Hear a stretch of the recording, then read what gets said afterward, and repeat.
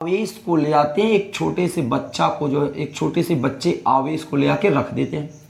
अब इस आवेश को रख देते हैं, ध्यान से समझिएगा, अभी आवेश गतिमान नहीं है, अभी आवेश केवल डीज के अंदर रखा गया है। तो मन में प्रश्न उठा, क्या इस आवेश पर ये जो चुंबकीय क्षेत्र है इस पे बल लगाएगा? प्रश्न ये उठ रहा है, क्या इस रखे हुए आवेश पर ये चुंबकीय क्षेत्र बल लगाएगा? आइए चेक करते हैं। ये जो आवेश है, ये जो चुंबकीय क्षेत्र है, इस आवेश पे जो बल लगाता है उसका फार्मूला होता है QVB sin थीटा। और यहाँ थीटा क्या है? 90 अंश है, क्योंकि चुंबकीय क्षेत्र लंबवत अंदर की तरफ है और आवेश चाहे जिस प्रकार इधर गति करे चाहे इधर करे, हमेशा 90 अंश का कोण ही बनाएगा।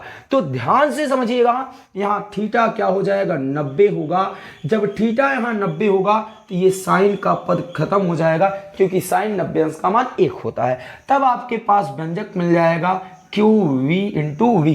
अब बातें समझने का प्रयास कीजिएगा, चूंकि आपका आवेश स्थिर है तो ये V बराबर क्या हो जाएगा? 0 हो जाएगा, क्योंकि आवेश आपका गतिमान नहीं है, आवेश आपका रुका हुआ है। तो भाई लगने वाला बल भी क्या हो जाएगा? 0 हो जाएगा। बात समझ में आई?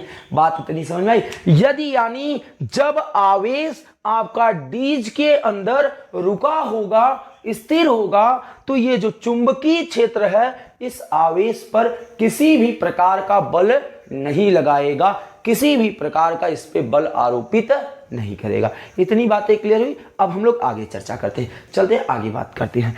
अब जो है इसको मूव कर रहे हैं, ठीक। अब क्या है?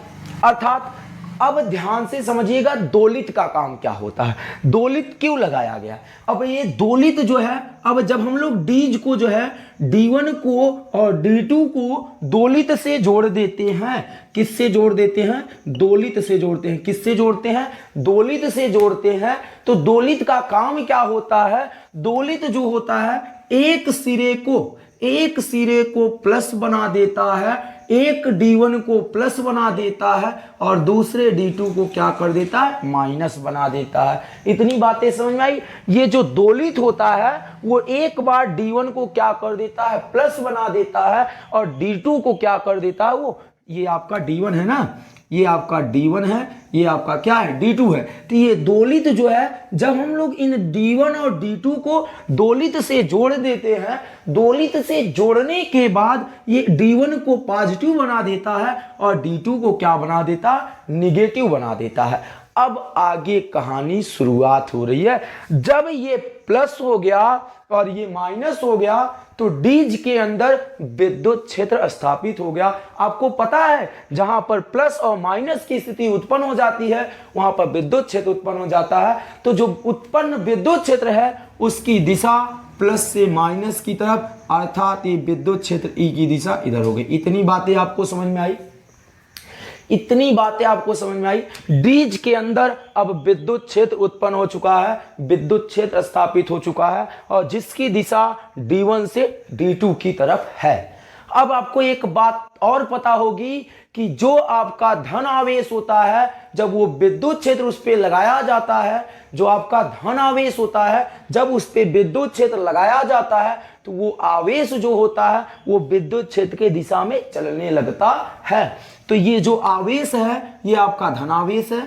ये जब इस पे विद्युत क्षेत्र लगाया जाएगा तो ये विद्युत क्षेत्र की दिशा में क्या हो जाएगा? गति करने लगेगा, विद्युत क्षेत्र की दिशा में चलने लगेगा। इतनी बातें आपको समझ में आ रही है?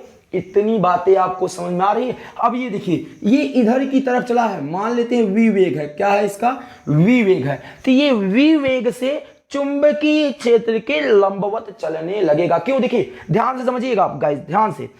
आपके ये चुंबकीय क्षेत्र की दिशा लंबवत अंदर की तरफ था, इधर की तरफ था, व्हाइट बोर्ड के लंबवत अंदर की तरफ। और जो आपका, जब आपने इस रुके हुए आवेश पे